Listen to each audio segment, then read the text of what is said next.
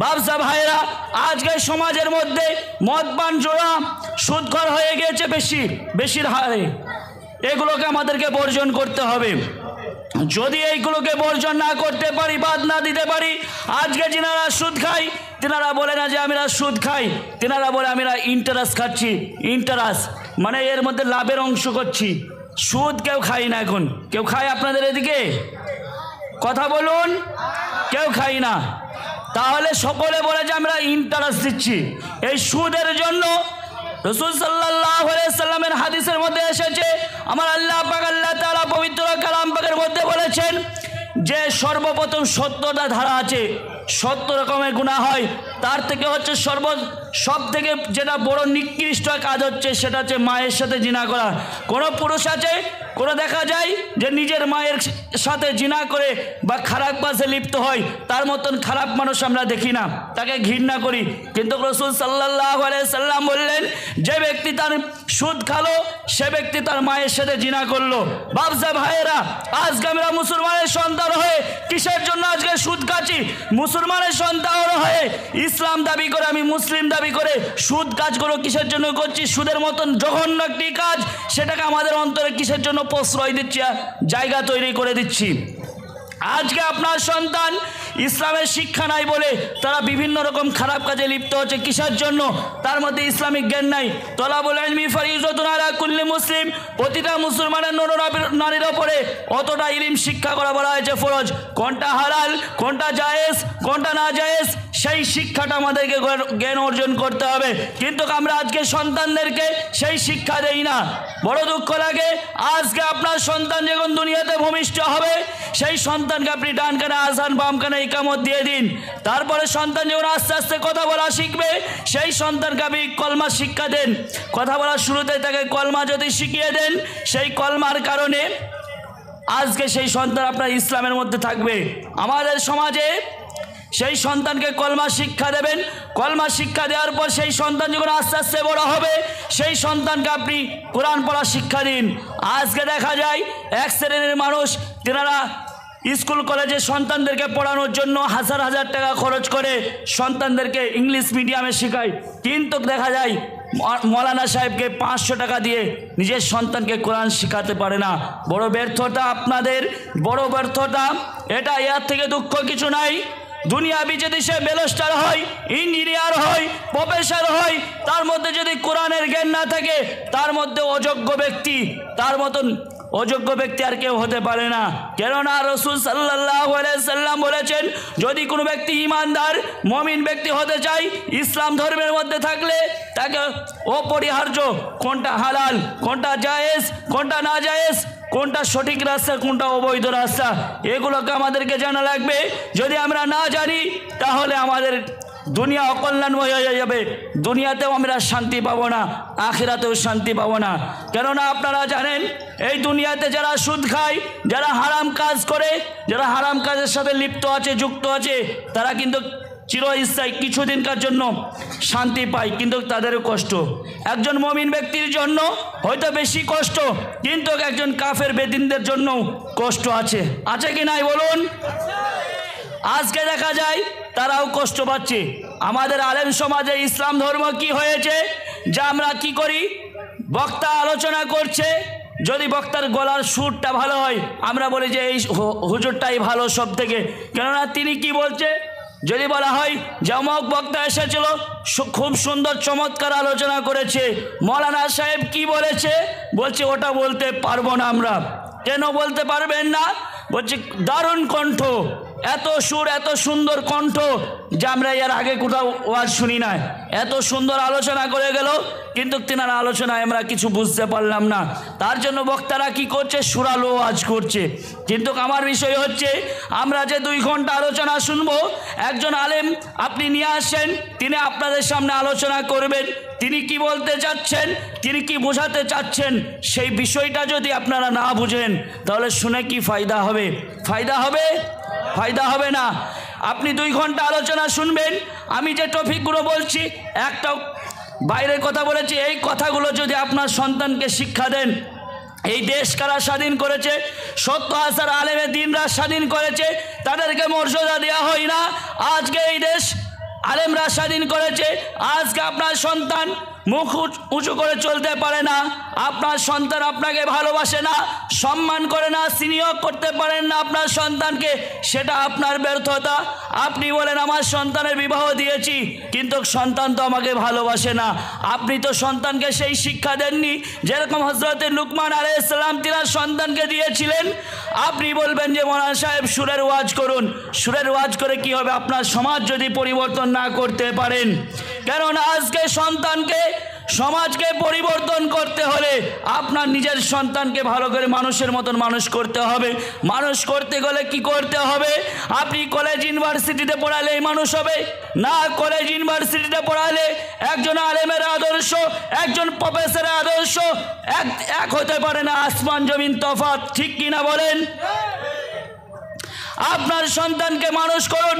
প্রতিটা বাবা মায়ের উচিত সন্তানকে মানুষ করলে সমাজ পরিবর্তন হবে। ইমাম সাহেবের বেতন বাড়িয়ে দিন 5,000 7,000-এ। ইমামের পিছনে আপনাদের নামাজ হবে না। যদি বলেন হুজুর আমরা 5,000 7,000 বেশি দিতে পারবো না, একটা ইমামের জন্য 24 ঘন্টা ডিউটি, যেই চাকরিটা আপনার সারা পৃথিবীতে সব থেকে ডিউটি বেশি সেটা হচ্ছে ইমামতি। একজন ইমাম সাহেব, আমরা কলকাতা থেকে এসে আপনার আলোচনা করছি, কলকাতা মুর্শিদাবাদ আমার বাড়ি, সেখান থেকে কালকে ফ্লাইটে এসে একটি ওই বর্ডারের ধারে, ওই আপনার এখান থেকে প্রায় 300-400 কিলোমিটার রাস্তা, ওই বর্ডারের ধারে কালকে আমার মাহফিল ছিল। কলকাতা থেকে ফ্লাইটে আপনার 8,500 টাকার প্লেনের টিকিট কেটে আমি কালকে মাহফিলে এসেছি। আবার 17 তারিখে প্রোগ্রাম, 17 তারিখে টিকিট আছে, আবার কলকাতা ফিরবো। তো বিষয় হচ্ছে এই যে এত খরচ করে আমরা পরিশ্রম করে আসছি, আমাদের থেকেও তিনি সব থেকে ইমানদার মুমিন ব্যক্তি, তিনি হচ্ছেন ইমাম সাহেব। তিনার সম্মান কদর আমরা বুঝতে চাই না, বুঝতে পারি না। আজকে ইমাম সাহেব কি জিনিস সেটা আমরা বোঝার চেষ্টা করি না। ইমামতি জায়গাটা এত কঠিন জায়গা যে জায়গাটার উদাহরণ দিয়ে বোঝাতে পারবো না। এই জায়গাটা একটা কঠিন জায়গা, কেননা রাসূল সাল্লাল্লাহু আলাইহি সাল্লাম বলেছেন যদি কোনো ব্যক্তি ইমামতির জায়গায় দাঁড়ালো, পিছনে যতটা মুসল্লি থাকবে, যদি হাজার হাজার মুসল্লি থাকে, সমস্ত মুসল্লির দায়িত্ব কিন্তু ইমাম সাহেবের কাঁধে। যদি ইমাম সাহেব, মুসল্লিরা ভুল করে সমস্ত ইমাম সাহেবের কাঁধে পড়বে। ইমাম সাহেব যদি ভুল করে সমস্ত মুসল্লিদের নামাজের ভাঁড় ইমাম সাহেবকে নিতে হবে। ইমাম সাহেব যে এত কর্তব্য, এত বড় একটা দায়িত্ব নিয়ে আপনাকে নামাজ পড়াচ্ছেন, আপনার সমাজকে উন্নতি করতে চাইছেন, কিন্তু আমরা ইমাম সাহেবকে মূল্যায়ন করি না, আমরা ইমাম সাহেবকে তুচ্ছ ভাবি। বড় দুঃখ লাগে। আপনার সমাজ থেকে পরিবর্তন হবে যখন আপনি আপনার ইমাম সাহেবকে সম্মান দিবেন। সম্মান দেওয়ার কারণে সেই ইমাম সাহেবের বেতন বাড়িয়ে দেবেন। আপনি তো অনেক টাকা অনেক রাস্তায় খরচ করেন, আপনি মাসের শেষে ইমাম সাহেবের হাতে 50 টাকা দিতে পারেন না যে হুজুর আপনি চা নাস্তা খাবেন।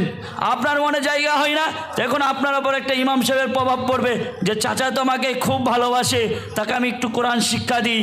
আজকে এক শ্রেণীর মানুষ ইমাম সাহেবের পিছনে চায়ের দোকানে আড্ডা মারে আর গীবত করে, চুগলখড়ি করে। এগুলো ভাববেন আপনি মুনাফিকের 3টে আলামত। রাসূল সাল্লাল্লাহু আলাইহি সাল্লাম বলেছেন যখন কোনো ব্যক্তি যার মধ্যে এই 3টি গুণ দেখতে পাবেন, সে একটি মুনাফিকের নামে, মুনাফিকের খাতায় নাম উঠে যাবে। সাহাবী মণ্ডলীরা জিজ্ঞাসা করলেন ইয়া রাসূলুল্লাহ, ইয়া হাবিবাল্লাহ, সেই 3টে গুণ আমাদেরকে একটু জানিয়ে দিন, সেই গুণগুলো আমাদের মধ্যে আছে কি আমরা দেখে নিই। রাসূল সাল্লাল্লাহু আলাইহি সাল্লাম বললেন ওগো আমার সাহাবী মণ্ডলীরা, মুনাফিকের 3টে গুণ, সর্বপ্রথম সেই ব্যক্তি যখন কথা বলে, সর্বপ্রথম সর্বসময় সে মিথ্যা কথা বলে। সাহাবী মণ্ডলীরা বললেন যে হুজুর তাহলে দ্বিতীয় কর্ম তার কি? রাসূল সাল্লাল্লাহু আলাইহি সাল্লাম বললেন ওগো আমার সাহাবী মণ্ডলীরা, সে যখন কথা বলে সর্বপ্রথম মিথ্যা কথা বলে, দ্বিতীয় সে যখন ওয়াদা করে তার খেয়ানত করে। আজকে আমরা মসজিদকে বানানোর জন্য ওয়াদা করব, অনেক জায়গায় দেখা যায় আমাদেরকে কমপ্লেন দেয়। এই যে আপনার কিছুদিন আগে আমি গত বছরে বাংলাদেশে মাহফিল করলাম, এক জায়গায় আমি 7 লক্ষ টাকা কালেকশন করে দিলাম, সেখানে দেখলাম যে 50,000 টাকা করে 2-3 জনা দিয়েছিল, তারপর 30,000 40,000 20,000 10,000 করে অনেকজন দিয়েছে। তার মধ্যে 2-1টা লোক দেয়নি। আমাকে বললেন যে হুজুর 2-1 জন দেয়নি, তাছাড়া সকলে দিয়ে দিয়েছে, ওনারাও দিয়ে দেবে। তো অনেক জায়গায় দেখা যায় যে আমরা ওয়াদা করি কিন্তু মসজিদ মাদ্রাসায় টাকা দেই না। এটা শুনে রাখবেন, আপনি ওয়াদা করলেন, ইনশাল্লাহ আপনি 1 মাসে না পারেন 2 মাস 5 মাস 6 মাসের মধ্যে সহযোগিতা করবেন। মসজিদ কেমন দান সদকা করলে দান করলে আপনার কমবে না, আপনি কবরে শুয়ে শুয়ে নাকি পেতে থাকবেন। তাহলে 2 নম্বর কি, যখন তার সে ওয়াদা করে তার খেয়ানত করে। 3 নম্বর কি, আপনার কাছে ধরেন আমি 10টি হাজার টাকা রেখে দিলাম, যে ভাবছে ভাই আপনি তো যুবক ভালো মানুষ, আপনার কাছে এই টাকাটা রেখে দিলাম আমানত হিসাবে, আপনাকে যখন আমি বলবো এই জিনিসটা আমাকে ফেরত দেবেন, ওই আমানত হিসাবে রাখার নাম হচ্ছে আপনার মুমিনের পরিচয়। আপনি আমানত রাখলেন, এটা মুমিনের পরিচয়। ওয়াদা করে সেটা ওয়াদার পূরণ করলেন, এটা মুমিনের পরিচয়। আপনি সর্বদা 24 ঘন্টা আপনি সত্য কথা বললেন, এটা আপনার মুমিনের পরিচয়। যখন এই 3টি গুণকে আপনি বর্জন করবেন, আপনি একজন ইমানদার। আল্লাহ পাক আল্লাহ তাআলা বলছেন, আমাকে একজন বলছিল যে এখানে নামাজের খুব ঘাটতি, আজকে যুবক ভাইরা নামাজ পড়ে না। বড় দুঃখ লাগে। আমার সাহাবীরা, রসুলের সাহাবীরা এতটা আদর্শবান ছিল যে তেনারা নামাজকে কেমনভাবে ফলো করেছেন, তেনারা নামাজকে কেমনভাবে গুরুত্ব দিয়েছেন। আজকে কিন্তু আমাদের সন্তানরা নামাজ পড়তে চাই না। আজকে আমাদের বাপসা ভাইরা নামাজের জন্য সন্তানদেরকে আদেশ করে না। আজকে এই নামাজ আপনাকে সফলতা করতে পারে, এই নামাজ আপনাকে সম্মান বাড়িয়ে দিতে পারে, এই নামাজ আপনার সংসারের মধ্যে বরকত শান্তি এনে দিতে পারে, এই নামাজ আপনাকে সমস্ত অশ্লীলতার কাজ থেকে হেফাজত করবে। কিন্তু সেই নামাজের মতো নামাজ পড়তে হবে। আমার আল্লাহ পাক আল্লাহ তাআলা পবিত্র কালাম পাকের মধ্যে বলেন, 21 নম্বর পারা 1 নম্বর পেজে পৃষ্ঠারে এসেছে যে সূরা আনকাবুতের মধ্যে, ইন্নাস সালাতা তানহা আনিল ফাহশাই ওয়াল মুনকার, নিশ্চয় মুমিন ব্যক্তি যারা হবে, মুমিন মুমিনাত হবে, তাদের জন্য নামাজ, যখন তারা নামাজ নির্দিষ্ট সময়ে আদায় করবে, সেই নামাজ তাদেরকে অশ্লীলতা, কুভব্য, খারাপ কাজ থেকে হেফাজত করবে। আজকে কিন্তু আমরা আপনার আমার সন্তানকে নামাজ শিক্ষা দেইনি। প্রথমে যে সেই সন্তানকে মানুষ করলেন, কোরআন শিক্ষা দিলেন, 7 বছর বয়সে তার বেডিংটা আলাদা করে দেন, 7 বছর বয়স থেকে তাকে মসজিদে নিয়ে যান, মসজিদে নিয়ে গিয়ে তাকে নামাজের তাকিদ দেন। সেই নামাজের তাকিদ দিলে সেই সন্তান আপনার আস্তে আস্তে নামাজ পড়া ছাড়বে না। আর যখন আপনি নামাজ পড়বেন, খারাপ কাজ করলে আপনার নফস আপনাকে বাধা দেবে, বলবে না এই কাজটা করা যাবে না। আজকে সেই নামাজকে আমরা আঁকড়িয়ে ধরতে চাচ্ছি না। বাবসা ভাইরা, আজকে এই সুরাল ওয়াজ শুনলে হবে না, কিন্তু বক্তা কি বলছে, বক্তব্যের দ্বারা আমাদেরকে কি বোঝাতে চাচ্ছে সেইগুলো বোঝা লাগবে। আপনি যে 2 ঘন্টা আমার আলোচনা শ্রবণ করবেন, এই 2 ঘন্টা আলোচনার মধ্যে আপনাকে শিক্ষা নিতে হবে। এই শিক্ষা নেওয়ার পরে সেটা জীবনে, প্র্যাকটিক্যাল জীবনে ফিট করা লাগবে, আপনার জীবনটা যাতে উন্নতি হয়। আপনারা এখানে আলোচনা করছেন, এই আলোচনার মাধ্যমে যদি আপনাদের সমাজ উন্নতি না হয়, এই মাহফিল দেওয়ার কারণে যদি আপনাদের সমাজ উন্নত না হয়, তাহলে মাহফিল দিয়ে কি কাজ হবে? আপনারা যে লাখ লাখ টাকা খরচ করছেন, আপনারা মসজিদ বানাবেন, এই মসজিদের সহযোগিতা যেমন আমাদের জরুরি, তেমন আমাদের আলোচনা শ্রবণ করে এই আলোচনার মধ্যে যেগুলো আলোচনা করছে সেগুলো আপনাদের প্র্যাকটিক্যাল জীবনে ফিট করাও আপনাদের জন্য জরুরি। আজকে আমরা যদি ইসলামকে ধরে রাখতে চাই, তাহলে আমাদেরকে সর্বপ্রথম যেমন আল্লাহকে বিশ্বাস করে কলমা পড়ে নিয়েছি, লা ইলাহা ইল্লাল্লাহু মুহাম্মাদুর রাসূলুল্লাহ, এই কলমা পড়েছি মানে আমরা ইসলামকে পছন্দ করে আল্লাহকে ভালোবাসি। যেমন আমাদেরকে ঈমান এনেছে, আল্লাহর ওপর বিশ্বাস করেছি, এবং মুহাম্মদ সাল্লাল্লাহু আলাইহি সাল্লাম আপনার নবী, আমার নবী, তিনার আদর্শকে আমরা ফলো করি। কেননা তিনার আদর্শ এতটাই উত্তম, আল্লাহ পাক আল্লাহ তাআলা তিনাকে এতটাই সম্মান দিয়েছেন, লাকাদ কানা লাকুম ফি রাসূলিল্লাহি উসওয়াতুন হাসানা। তিনাকে হাসানা উপাধি মানে সর্বোত্তম আদর্শবান ব্যক্তি। আমরা যখন বলি কোনো ছেলে ভালো ব্যবহার করলে, ভালো চলাফেরা করলে, তাকে আমরা বলি কি যে এই ছেলেটা অমুকের সন্তান, খুব ভালো ছেলে, ভালো আদর্শবান ব্যক্তি। কিন্তু সারা পৃথিবীতে যিনি সর্বপ্রথম 1 নম্বর আদর্শবান হয়েছেন, তিনি হচ্ছেন আর অন্য কেউ নয়, তিনি আপনার নবী, আমার নবী, সেই হযরত মুহাম্মদ সাল্লাল্লাহু আলাইহি সাল্লাম। ডক্টর, একজন কাফের বেদিন, একজন ডক্টর বৈজ্ঞানিক একটি কিতাব লিখেছে, 100 মনীষীদের কিতাব। সেই মনীষীদের কিতাবের মধ্যে যিনাকে 1 নম্বর লিস্টে 100 মনীষীদের নাম লেখা হয়েছে, সেই মনীষীদের মধ্যে সেই মনীষীদের মধ্যে সর্বপ্রথম যে ব্যক্তির নাম দিয়েছেন তিনি অন্য কেউ নাই, তিনি আপনার নবী, আমার নবী, সারা বিশ্বের নবী। তিনি হচ্ছেন হযরত মুহাম্মদ সাল্লাল্লাহু আলাইহি সাল্লাম। তিনাকে কতটা ফলো করেছেন। একজন সে কাফের হয়ে, বেদিন হয়ে, তার মধ্যে ইসলামের জ্ঞান না থাকার কারণেও সে কোরআনকে নিয়ে রিসার্চ করেছে, কালচার করেছে, নবীজির জীবন পড়েছে, আদর্শ ফলো করেছে, তারপরে দেখেছে না এই ব্যক্তি হচ্ছে সর্বোত্তম, ইনার নামটাই আমাকে সর্বপ্রথমে দেওয়া উচিত। তিনার জন্য 3-4 পৃষ্ঠার 5 পেজ সর্বপ্রথম বিশ্বনবী সাল্লাল্লাহু আলাইহি ওয়াসাল্লামের জীবনী কাহিনী লিখেছে। তিনি কত আদর্শবান ব্যক্তি ছিলেন। বাবসা ভাইরা, সেই নবী আপনার নবী, আমার নবী, তিনার আদর্শকে ফলো করতে হবে। 1 নম্বর কলমান পড়তে হবে, 2 নম্বর নামাজ আদায় করতে হবে, 3 নম্বর রমজান মাসে রোজা রাখতে হবে। যদি আপনার হজ করার সমর্থন থাকে আপনি হজ আদায় করবেন। 3 নম্বর আপনার 5 নম্বর জাকাত দেওয়া লাগবে। আপনার ধন সম্পদ হয়েছে তার মধ্যে উসুর জাকাত দেবেন। দান খয়রাত করলে আপনার কমতি হবে না, কেননা আপনি দান খয়রাত করলে আপনার সংসারের মধ্যে বরকত এবং গায়বী মদদ হবে। আল্লাহ পাক আল্লাহ তাআলা রাসূল বলেছেন, মিশকাত শরীফের হাদিসে এসেছে, মুসলিম শরীফের হাদিসে এসেছে, যদি কোনো বান্দা বান্দি তারা আল্লাহ রাস্তায় মসজিদ মাদ্রাসাতে দান করে, সেই ব্যক্তির দান করার কারণে তার পিছনকার গুনাহ মাফ হয়ে যাবে এবং তার ওপরে যে বালা মুসিবত বিপদ আপদ আছে সেই বিপদ আপদ থেকে আল্লাহ তাকে রক্ষা করবে। আর কি হবে? তার সংসারের মধ্যে বরকত হবে, তার ব্যবসা বাণিজ্যের মধ্যে বরকত হবে, তার রুজি বাড়িয়ে দেবে, হায়াত বাড়িয়ে দেবে। অনেক ফায়দা আছে। লম্বা চড়া আলোচনা, আমি বেশি আর লম্বা আলোচনা করতে চাই না। সময় সংকীর্ণ, অনেক বক্তা উপস্থিত আছে। আপনারা বাংলাদেশের আমার বন্ধু, প্রিয় বক্তা চলে এসেছে, আমার বন্ধু প্রিয় মুফতি রমজান আল জামি, কক্সবাজারের বাংলাদেশ ইন্টারন্যাশনাল জায়গায় উনি একটা মসজিদের খতিব, তিনি এসেছেন। তিনি চমৎকার আলোচনা করেন সুরালু কণ্ঠে। এখন আসবেন আপনার হাফিজ মৌলানা আব্দুর রশিদ সাহেব আসবেন। উনি আমার পরে আলোচনা করবেন। উনিও চমৎকার আলোচনা করেন। প্রধান বক্তা হিসাবে তিনি চমৎকার আলোচক, ভাইরাল বক্তা, ভালো আলোচনা করে। তিনার আলোচনার সম্পূর্ণ ওয়াজ আপনারা শুনে যাবেন ইনশাল্লাহ। আশা করছি তিনার ওয়াজ শোনার পরে আপনারা খুশি হবেন। বাবসা ভাইরা, আমাদেরকে ইমানকে মজবুত করতে হবে। এই আলোচনাগুলো যখন শুনলাম আমরা, আপনার সন্তানকে শিক্ষায় শিক্ষিত করুন। সমাজ, মুসলিম সমাজ অনেক পিছিয়ে। আজকে দেখেন সব জায়গায় মুসলিমরা মার খাচ্ছে। আজকে মতভেদ করার সময় নাই, আজকে কে কোন দল করে এটা দেখার সময় নাই। আপনার ইমানকে মজবুত করতে হবে, আপনার সন্তানকে মানুষের মতন মানুষ করতে হবে। আজকে যদি আপনার সন্তান, আমার সন্তান মানুষ না হয়, আজকে দেখা যায় মুসলিম সমাজের ছেলেরা চাকরি পাচ্ছে না, কিন্তু পড়াশোনাও তো ইনারা কমজোরি, আমরা নিজেরা কমজোরি। আমাদেরকে সেরকম তৈরি হতে হবে, আমাদের মধ্যে শিক্ষা থাকবে। আপনি গুজরাটে যাবেন, উত্তরপ্রদেশে যাবেন, অনেক ছেলে আপনার গাড়ি, টোটো গাড়ি চালাচ্ছে, কোরআনের হাফিজ, শুধু কোরআন তেলাওয়াত করছে। অনেক হাফেজে কোরআন, তেনারা লাপিতগিরি করছে, কর্মর কাজ করছে। হাফেজে কোরআন, ডক্টর, আপনার বড় বড় ডিগ্রি নিয়ে বসে আছে, বড় বড় পড়াশোনা করেছে।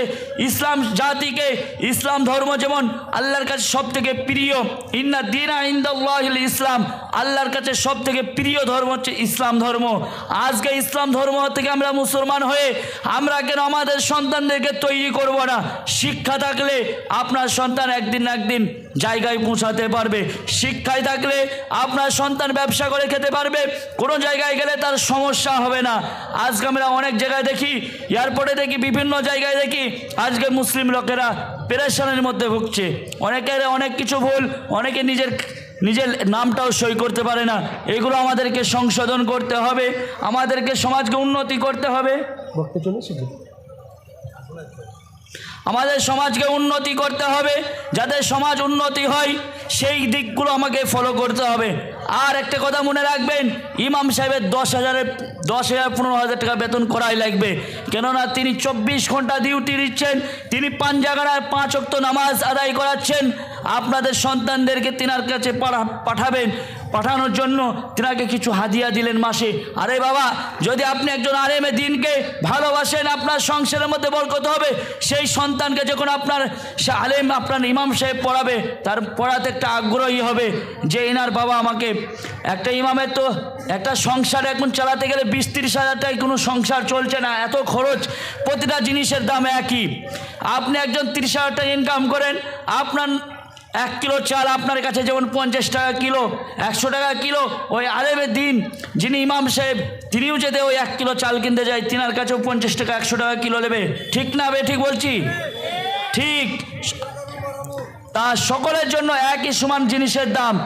ইমাম সাহেবের কাছে আপনার সন্তানকে পাঠাবেন, তাকে আরবি শিক্ষা দেবে। সেই সন্তানের মধ্যে যখন আপনার আরবি শিক্ষা থাকবে, সেই সন্তানের বিবাহ দিলে আপনাকে সেই যতদিন জীবিত থাকবেন দুনিয়াতে, সেই সন্তান আপনাকে বাবা বলে পরিচয় দেবে, আপনাকে সম্মান দেবে। সেই ছেলেকে যাতে আপনি আদর্শবান তৈরি করতে পারেন, আপনি দুনিয়াতে অসম্মানিত হবেন না।